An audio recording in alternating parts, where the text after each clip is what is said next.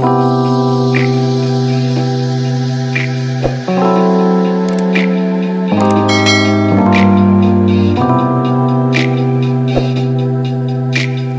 dear Libra. I am Jamie Dawn, your evolutionary revolutionary astrologer, bringing you your May 2021 horoscope.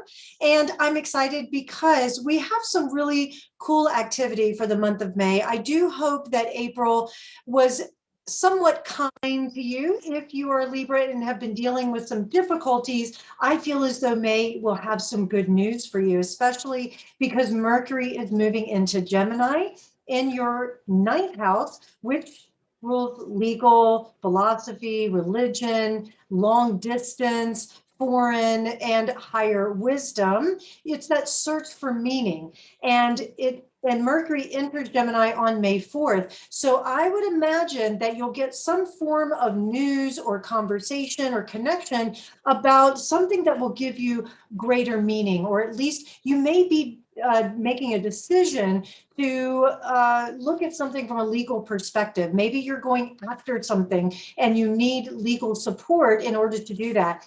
Also, your mind may be activated to do some deeper research around a particular subject matter that allows you to broaden and open your perspective, open your mind in a way that allows you to communicate or connect on a larger scale. Some of you may be in school, so you may be dealing with writing and learning, but doing it from a higher level.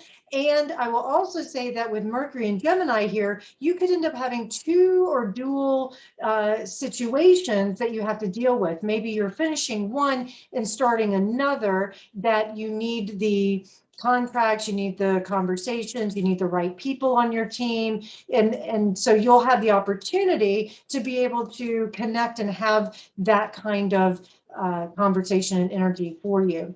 The other thing is we have Venus entering Gemini as well, and that happens on May 9th. And when that happens, I feel as though, and it may not be the exact day because Venus will be here for a couple of weeks, but she's going to be in Gemini where she likes to flirt. She likes to have fun. She uses her words and she gets really attracted to intellectual, stimulating conversations when she's in Gemini. And if you are a single Libra, you may find, because this is going to be a sextile to your sun, your rising, or your moon. Excuse me, I said sextile, it's actually a trine. But what it will do, and that trine means harmony, it's ease, it comes naturally. You may naturally attract conversation or multiple people into your life that you enjoy, that give you great pleasure. Maybe the conversations, the debates that you enjoy allow you to expand your mind and be attracted to that person. You may find your social network gets really active. And the socializing may be on a larger scale, where maybe you're sharing information out onto social media. Let's say you're dealing with a legal issue and maybe it got resolved in your favor and now you're sharing the good news.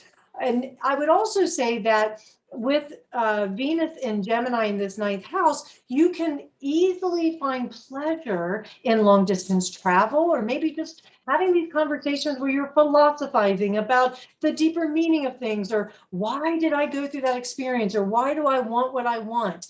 And I would sense that even if you are single or partnered Libra, that this gives you an opportunity to find that great pleasure in connecting just with other people.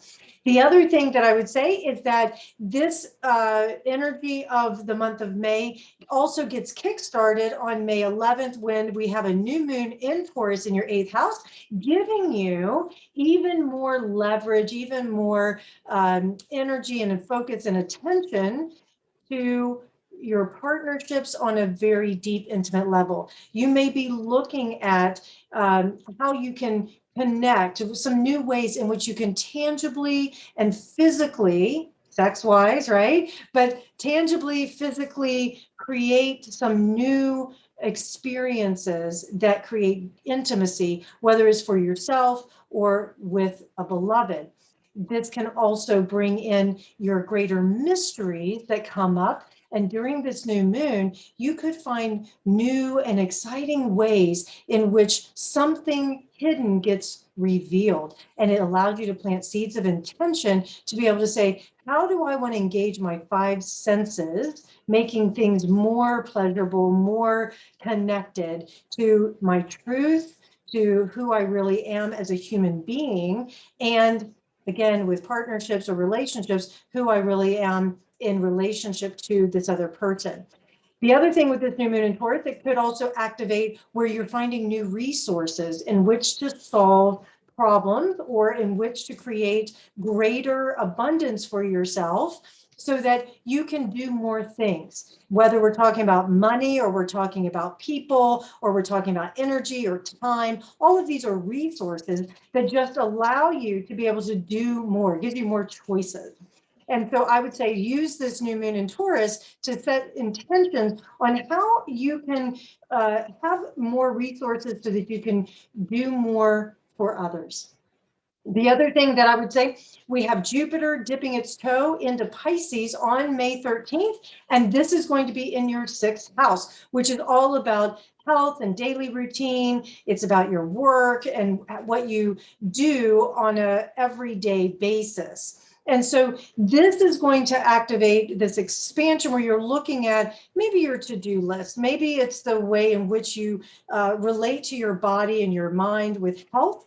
And it gives you opportunities to have greater sense of faith and hope that you can achieve these goals and that you can maybe find that health practitioner or you find that solution to be able to manage these daily routines. It could also be, because there's always a shadow side to the light side, that Jupiter shines this big spotlight on a particular health issue or a particular piece of your work. And it doesn't necessarily mean that it's something you wanted. It's just you have to deal with it. The other thing is with Jupiter and Pisces, that often indicates that there's long distance involved. And I would say, especially because of this 9th house activation of Gemini, and now the 6th house, it's a square going on, that it's possible your daily task may involve long distance, either travel or that you're working with other time zones. And so you may be working late into the night or getting up really early in the morning just so that you can get to these meetings or you can get things checked off your list or whatever it might be. It's also possible that you will be really focused on finding deeper meaning in the things that you're doing. So why do you want this new health regimen? Or why is getting all of these things done important? I would offer as a practical tip, delegating the little things will go a long way for you. If you feel overwhelmed or bogged down on what you're dealing with on a day-to-day basis, check your list and see, what can I pass off to somebody else? Your focus needs to be on what you're really good at and what you have the resources for versus the little things that you could do, but it's not really your best. You want quality over quantity. The other thing we have this month is the sun moving into Gemini, again, activating that 9th house. It happens on May 20th. So more activation about seeking greater connection, greater meaning, wisdom, and maybe even teaching. This may be where you take your experiences and you're ready to share them broadly with others. Again, if you're dealing with some sort of legal issue, this may be where you're able to get to the heart of the matter and you're building your case and you're able to make sure you have the right resources around you to support it. And there's this long-term kind of effect that happens. It may be that you're fighting something in court or something happened at work that you had to get HR involved, that sort of thing. So a process may get started. But I do feel as though if that's not the case, that the 9th house energy allows you to be able to take on a higher perspective about any subject matter that you may be dealing with on a daily basis, any subject matter that just helps you feel as though your mind is also expanding. And people like being around open-minded individuals. They don't like feeling judged, right? So you do have to watch that shadow side of the ninth house where it can bring out dogma. So you want to watch if you get really fixed on an idea and you can't let it go, and then you start trying to convert people to your ideas. That is where that square in the sixth house could create some tension, especially at work with your coworkers or your boss or whatever. So another pin on the map, we have May 23rd. Saturn is going to go retrograde until October 10th, giving you a chance to revisit fifth house issues. And this is long-term in the making. This is where you get to look at relationships and it's not relationships in a partnership way. It's more like love affairs. It's more like, where do you find pleasure? Where's your self-expression, right? And it's not just relationships, but I bring that up because you're a Libra and relationships are important.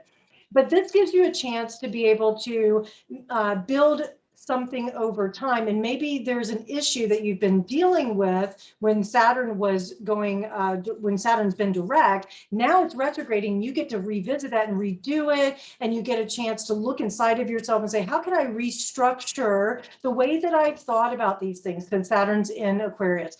And how can I maybe redo some of the ways in which I looked at pleasure, in which I found my creative expression? Maybe there's a particular craft or gift that you have that you've put aside that now comes back, and you get to use it and maybe change it in a way that now has more use for you down the road. It could become more of your daily routine when Saturn moves out of Aquarius and into your sixth house at the end of the year.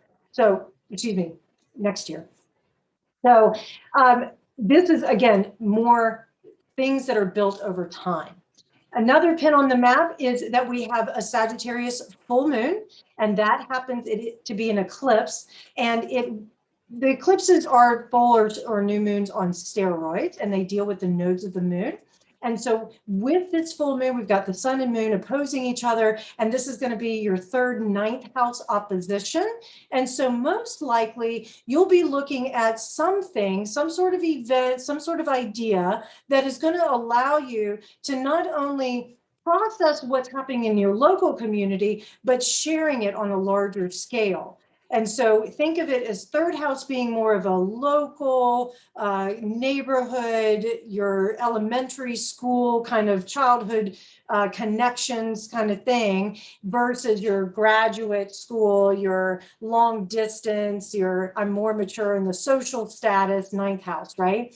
And so think of concrete versus abstract thinking. So it may be that you're letting go of some old ideas, old dogma, and you're able to step into this greater, higher-minded kind of view, and that maybe you let go in letting go of that dogma or letting go of that old way of thinking or believing, that you create new opportunities for yourself. And that you may find also that some of you, like I mentioned with the legal issue or with something that you've been philosophizing about, or it's created some consternation for you, or you're having to just go after it. Maybe some of you are in the legal profession. You could win a case at this time. Or it could be that there's a case that you've been working on that you decide, let's change the way we've done it, or let's get it off of our plate, that sort of thing. I would also say that this is a great opportunity at this eclipse time to release ideas, to release writing, to release a class or a course. Now, I understand too, some of you who are tracking this, Mercury will retrograde shortly after this eclipse time. Now, eclipses carry in energy a month before, a month after, and sometimes a little broader. But with Mercury going retrograde in Gemini, it's possible that you release it and then you'll have to go back and revisit the way you launch it, or in the communication style, or even where you let's say release a book or something like that, or a course, and that maybe you don't get the activity that you want, so you have to keep re-energizing it for people to sign up or to buy the book, or maybe there's some communication from the publisher that says, we missed a few errors here, we need to correct it, we need to re-edit it and then re-release it later. Those are just some examples. But I will say, if you have to sign contracts, let's say you're working on an issue and a contract is involved, you're buying, selling a home, or you're moving, you're relocating to a foreign country and there's all this paperwork, and obviously we're still in the middle of COVID and all that sort of thing, that you will need to take your time, be patient, so that there's not miscommunication, misunderstanding with how this paperwork gets processed. And I would say that if you're looking at relocating or making major changes, contracts, that sort of thing, during the Mercury retrograde time, be prepared for the time frame or the deadlines to get moved. I would also say calendar schedules, appointments that you put on your calendar, you'll probably double book if you're not careful, or you'll have to rearrange some meetings, things like that. So just keep all that in mind. But I do feel as though May, for the generalized theme, is going to be very positive. It's going to have you opening your mind and expanding your connections and giving you opportunities to be a social butterfly if that's what you choose. All right, Libra, I certainly hope that this helps. Please like, subscribe, share, comment, and find me at jamiedawn.com. Take care.